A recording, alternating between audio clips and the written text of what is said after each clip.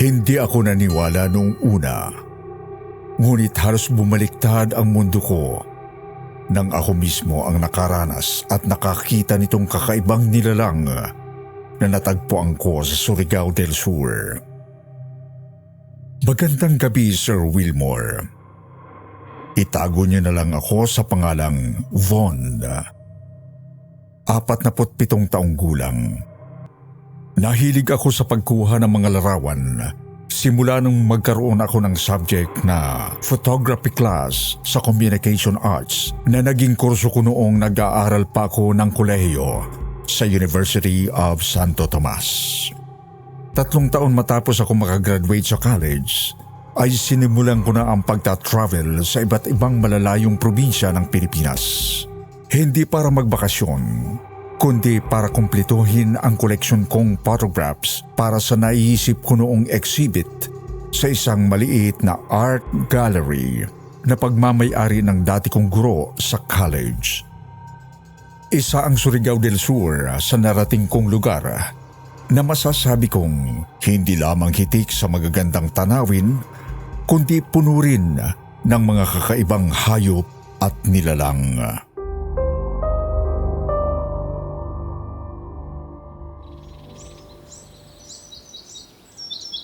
Ano nga ulit ang pangalan mo, miss? Era, sir. Nako, huwag mo na akong tawagin, sir. Mukhang magkaedad lang naman tayo eh. Tsaka, gaano ka na ba katagal nagtatrabaho dito sa resort na to? Maglilimang taon na po, sir. Von. Von na lang ang itawag mo sa akin. Okay, Von. Saan ba maraming magagandang tanawin na malapit dito sa resort? Marami po, sir. Von. Kung lalabas kayo at babaybayin yung tabing dagat, sa bandang kanan malapit sa talampas, may gubat doon. Maganda ang view kapag nakarating ka sa itaas ng talampas. Talaga? Pwede mo ba ako samahan ngayon? Kukuha lang ako ng ilang shots tapos babalik na rin tayo ulit dito sa resort. Naku, Von. Hindi ako pwede ngayon. Nagkasakit kasi yung mama kong staff dito sa resort eh. Ako lang ang tatao dito ngayon. Kung gusto mo, bukas na lang, day off ko bukas. Pwede kita ipasyal sa may talampas. Malapit lang yun dun sa bahay namin eh. Mabait si Era, Sir Wilmore. Kinabukasan, kinatok niya ako sa room ko at niyaya na sumama sa kanya paakyat sa talampas na nababalutan ng madawag na gubat. Habang naglalakad kami sa gitna ng gubat, ay namangha ako sa ganda ng kalikasan. Maraming mga rare animal species akong nakita, mga kakaibang itsura ng mga ibon. Dala ang kamera ko. Kinunang ko isa-isa ang mga ibon na nakita ko. Hanggang sa makarating kami sa isang bahay na yari sa kawayan. Von, gusto mong magpahinga sandali? O bakit? Pagod ka na ba, Era? Gusto sana kitang ipakilala sa mga nanay at tatay ko. Tara. Teka, diyan ka ba nakatira sa bahay na kawayan? Oo, dito ako pinanganak. Dito ako lumaki. Dito kami nakatira. Lika, pasok ka sa loob.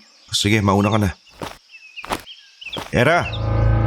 Biglang humarap si Era sa akin kasabay ang pagkuha ko ng picture niya gamit ang kamera ko. Wow! Era? Biglang namutla si Era sabay takip ng mukha. Matagal siyang nakarecover. Nagulat siya nang kunang ko siya ng picture. Kinunan mo ba ako ng picture? I'm sorry. Ayaw mo ba? Ano yun? Ha? Wala. Baka mga ibon lang na nag-aaway sa puno. Nakita akong gumalaw yung takip ng malaking banga. Teka, ano pala man ang mga banga na yun? Baka gutom ka na, Von. Halika sa loob, kumain muna tayo. Tumango ako sabay ngiti kay Era. Pagpasok namin sa loob ng bahay nilang yari sa kawayan, bigla akong nakaramdam ng matinding pagkahilo nang maamoy ko ang isang masangsang at mabahong amoy. Von, anong problema? Nahihilo ko, Era. Ano yung amoy na yun? Mabilis na nanlaki ang mga mata ni Era. Tumakbo siya palabas ng bahay. Agad ko siyang sinundan, pero sa hagdanan pa lang ng bahay nila ay nasuka na ako. Sinipat ko ng tingin si Era. Nakatayo siya sa harapan ng malaking banga. May pag-alala sa mukha niya nang makita niyang nasa lupa na ang takip nito kanina. Mabilis na tumakbo si Era papalayo sa bahay. Taranta itong tila may hinahanap na asong nakawala sa pagkakatali. Nawala na lang siyang parang bula sa gitna ng gubat. Dahil sa biglaang pagsama ng pakiramdam ko, napilitan akong bumalik mag-isa sa resort. Mabilis akong naghanap ng gamot sa hilo at ininom ko ito agad-agad. Nakatulog ako dahil sa gamot na ininom ko. Gabi na nang maalimpungatan ako. Nasa ground floor lang ng resort ang kwarto ko at malapit ito sa tabing dagat kaya malakas kong nasagap ang ingay mula sa labas. Kinilabutan ako nang makarinig ako ng pagkahig sa batong dingding ng kwarto ko. Parang may hayop na may mahahabang kuko na gustong pumasok sa kwarto. Sumilip ako sa bintana at nagulat ako sa nakita ko, Sir Wilmore. Nakakita ko ng isang hayop na kasing laki ng kambing. Pero mukhang aso ang mukha na may malalaking tenga na pumapalakpak. Parang pakpak ng malalaking paniki ang mga tenga nito. Meron din itong matatalas na pangil. Mahahaba ang mga kuko nito. Kinakahig nito ang dingding malapit sa pintuan ng kwarto ko. Ngayon lang ako nakakita ng ganong klaseng hayop. Mukha itong maliit na kanggaro. Agad kong kinuha ang kamera ko at kinunan ito ng picture. Nasilaw sa flash ng kamera ang hayop at napatingin sa akin sa bintana bago tuluyang tumakbo papunta sa tabing dagat. Kakaiba tumakbo ang hayop na nakita ko. Tumakbo ito ng patras na nakababa ang ulo sa pagitan ng mga hita nito. Sa sobrang mangha ko, naisipan ko itong habulin para kunan ng mas marami pang larawan. Nabutan ko itong nagtatago sa isang maliit na puno malapit sa baybayin ng dagat. Tinawag ko ang atensyon nito para kunan ng picture, pero parang musang ito na lumikha ng tunog. Wag! Huwag mo siyang sasaktan! Hindi ko siya sasaktan, Era. Kukunan ko lang siya ng picture. Wag! Utang na loob! Huwag mo siyang kukunan ng picture. Layuan mo siya, Von. Bumalik ka na sa kwarto mo ngayon din. Natigilan ako nang marahang himasin sa ulo ni Era ang nakakatakot na hayop. Yumuko ang ulo nito kay Era. Naging parang maamong tupa ito. Nilapit ni Era ang mukha niya sa hayop at hinalikan ito sa noo. Era, wag!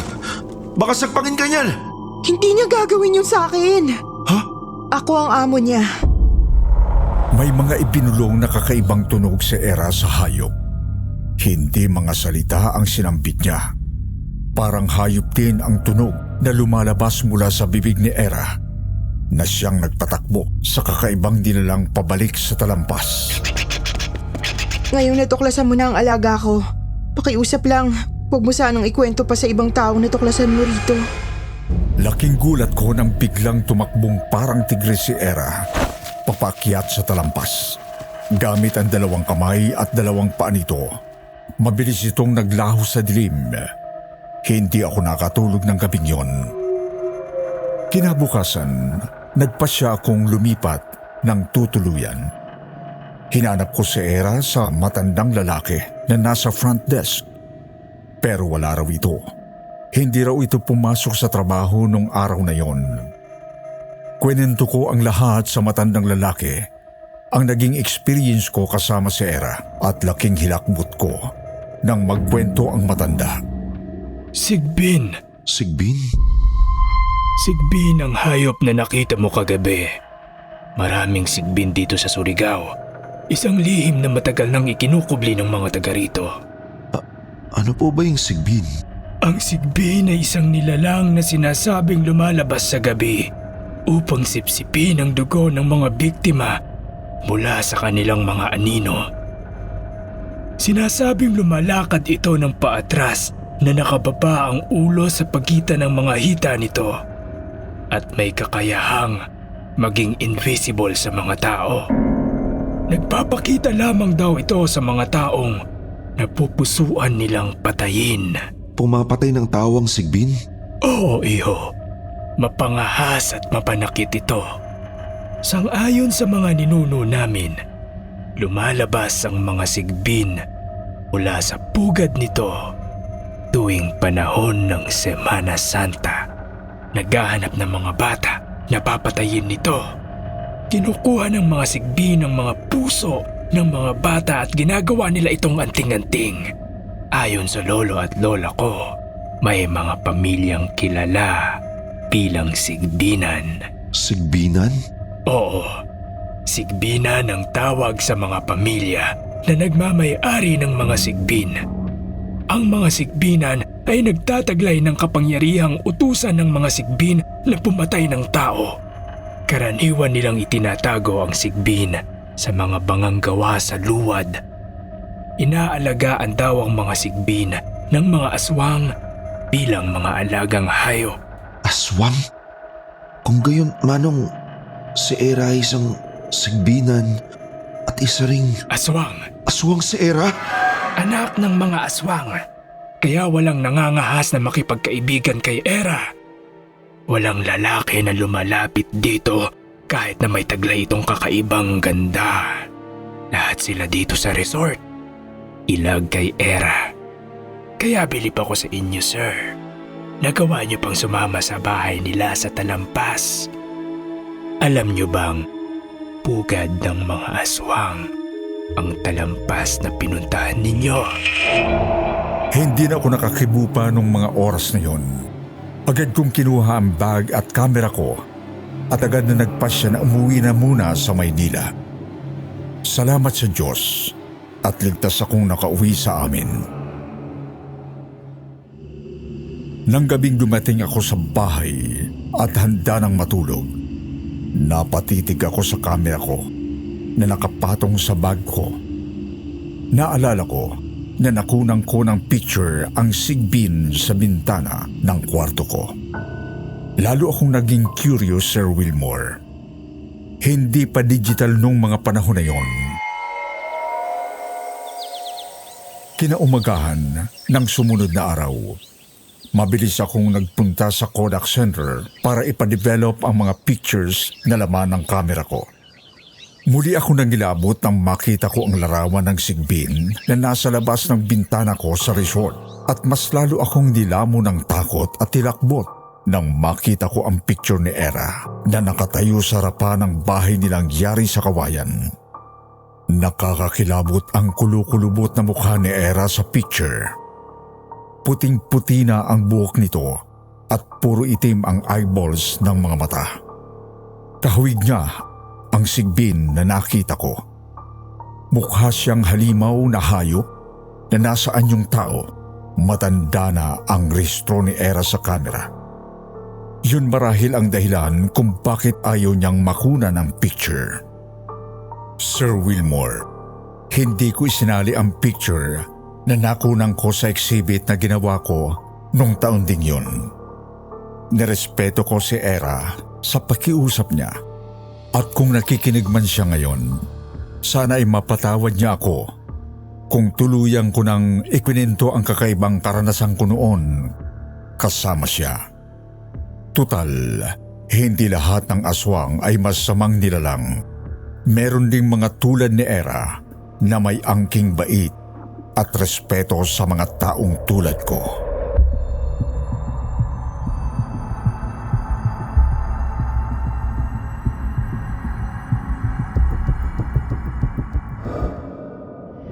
Magandang gabi po, Sir Wilmore.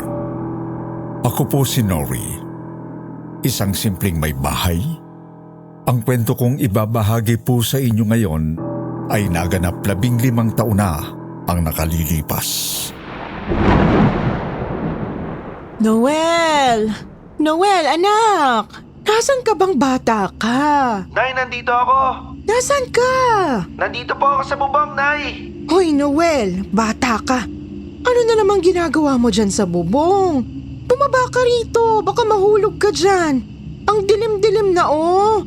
Patulog na halos sa mga kapitbahay. Sandali lang, Nay. Pinapakain ko pa po yung mga alaga kong ibon. Ibon? Ibon na naman? Bumaba ka na dito at maglinis ka na ng katawan, matutulog na tayo. Sandali lang po, Nay. Hindi pa po tapos kumain si Ebong eh. Ebong? Sinong Ebong? Ito nga ang kaibigan kong... Ha? Ayan. Wala na siya.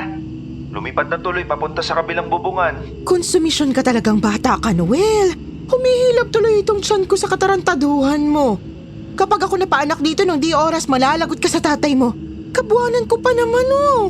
Halika na rito, matutulog na tayo. Eto na po, bababa na po.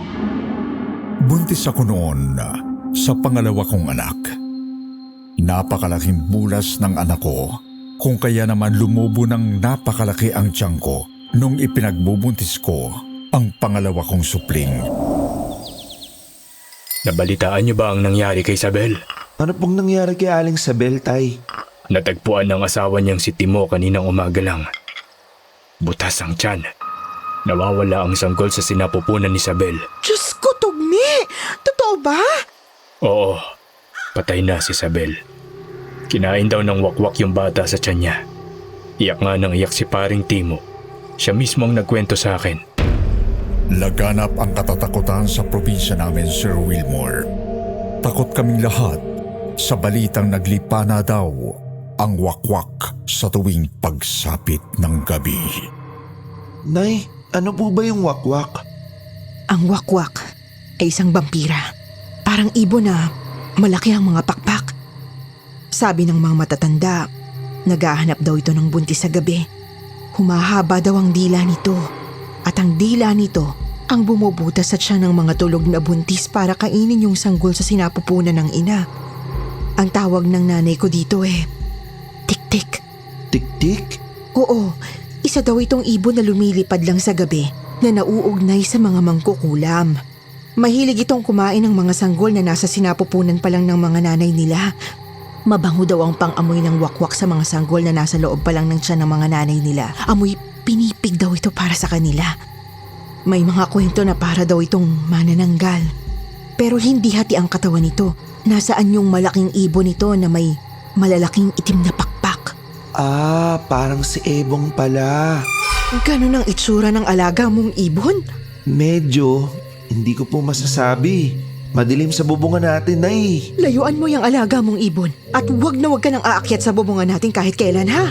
Lalo na sa gabi. Pero mabait po sa akin si Ebong, tsaka alam ko, hindi naman siya isang wakwak. Malaki siya, oo. Mukha siyang ibon.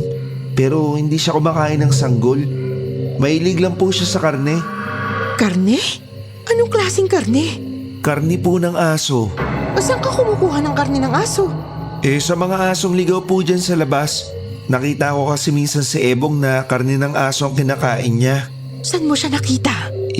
Sa bakuran po nila Aling Sabel. Kilala mo yung aso nila, si Brownie? Yung inilibing nilang aso sa bakuran nila. Hinukay po yun ni Ebong. Kinuha niya yung patay na aso at inilipad niya packet sa bubungan natin. Tapos ayun po sinundan ko siya. Pero hindi niya naman ako sinaktan eh. Mabait po si Ebong. Mukha nga siyang tao minsan eh. Maamo siya sa akin. Mabait siya, Nay. Napapaamo ko siya. Diyos ko, anak! Wakwak yung alaga mong ibon! Magmula ngayon, wag ka nang aakyat sa bubungan natin, ha? 10 taong gulang ka lang, anak. Mamaya ikaw ang kainin nun. Bata ka pa. Kapag nakita kitang pinapakain mo ng karne ang ebong na yan, ikukulong kita sa kulungan ng kalapate. Doon ka na hanggang tumanda ka. Narinig mo yun? Nandyan na siya. Nandyan ang wakwak. Mali, Nay. Nasa malayo pa po si Ebong. Pero dinig na dinig ko.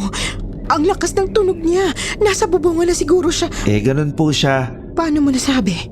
Kapag malakas po yung tunog niya, ibig sabihin nasa malayong bubungan pa po siya. Pero kapag ganyang mahina yung tunog niya, ibig sabihin po, nasa bubungan na natin. Ebong! Sandali lang ha, bakit na ako dyan?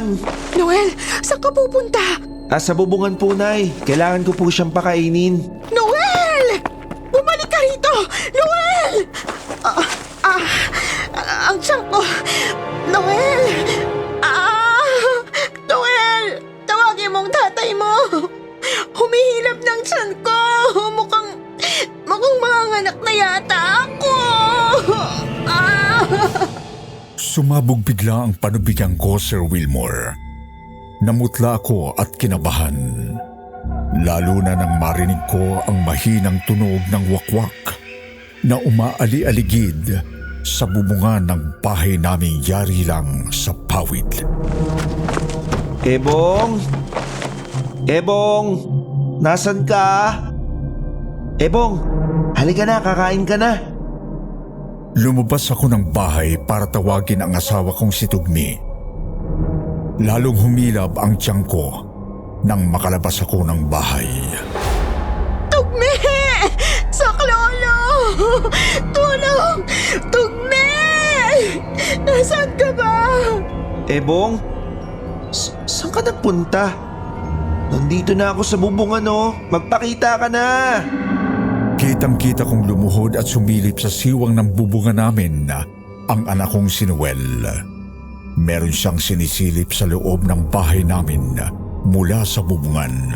Kinilabutan ako nang maramdaman kong may malaking ibon na pumapagaspas ang mga pakpak sa loob ng bahay namin. Napatili ako. Wakwak! Ayun ang wakwak! Mga tanod, sibatin niyo yung wakwak! Nakatuwad na siya sa itaas ng bubungan ng bahay namin! Tugme! Tulong! Nasaan ka? Ano? Makaduwag ba kayo? Akin ang sibat! Ako ang sisibat sa halimaw na wakwak na yan! Noel! Anak! Noel! Ayun! Nakita niyo ba? Napuruhan ko ang wakwak! Bumagsak sa bakuran namin! Halika! Sibatin pa natin ang halimaw nang hindi na makapatay ng tao! Wag! Tugme! Tumigil ka! Nori! Anong nangyayari sa'yo? Sinagpang ka man ng wakwak? Tugme! Tignan mong ginawa mo! Pinatay mo si Noel! Pinatay mo ang sarili mong anak! Noel! Anak! Namutla sa kaba at gulat ang asawa kong si Tugmi. Nang makita ang anak naming si Noel, natagusan ang pagkakasibat sa kanyang kanang hita. Nakalaylay ito at balina ang buto. Bumagok sa matigas na bato ang ulo niyang bumagsak mula sa bubungan. Natulala ng ilang minuto ang asawa ko bago niya napagtanto na hindi ang wakwak ang nadali niya kundi ang sarili naming anak na si Noel na wala ng malay. Anak! Anak! Patawarin mo si tatay, anak! Nagsigawan ang lahat at nagsipagtakbuhan papalayo nang lumabas mula sa loob ng bahay namin ang dambuhalang wakwak. Nakakatakot ang itsura nito. Lumipad ito papunta kay Noel at laking gulat ko nang makita kong hinimas nito ang maliit na mukha ng anak ko. May lungkot sa mga mata ng halimaw na ibon. Mahinahon na yumuko ang wakwak kay Noel bago ito tuluyang lumipad papalayo. Lumipad ito ng napakataas hanggang sa maglaho sa karimlan ng gabi. Sir Wilmore, binigyan kami ng Diyos ng himala. Buhay ang anak namin si Noel, ngunit nagkaroon siya ng selective amnesia dahil sa pagkakabakok ng ulo niya. Hindi niya matandaan ang alaga niyang si Ebong. Matagal bago nakarecover ang hita niya. Naisilang ko ng maayos sa center ang ipinagbubuntis ko noon na pinangalanan naming Jerry. Sa ngayon ay payapa kaming namumuhay sa Maynila. Malalaki na ang mga anak namin ngayon. Si Noel at Jerry ay mahilig pa rin sa ibon. Sa katunayan ay bumili kami ng Mayna, isang uri ng ibon na nakakapagsalita. Sadya yatang may amor ang mga supling ko sa mga hayop. Paminsan-minsan, kapag patulog na kami sa gabi, nakakarinig ako ng pamilyar na tunog ng tiktik sa bintana namin. Minsan hihina, minsan lalakas. Umaaligid lalo na sa bintana ng silid ni Noel. Alam naming mag-asawa na si Ebong yon na baka binibisita si Noel. Pero hindi na lang namin pinapansin ng asawa ko yon. Sana po ay nagustuhan ninyo ang kakaibang kwentong nangyari sa pamilya ko. At sana ay may natutunan kayo mula dito. Maraming salamat po, Sir Wilmore.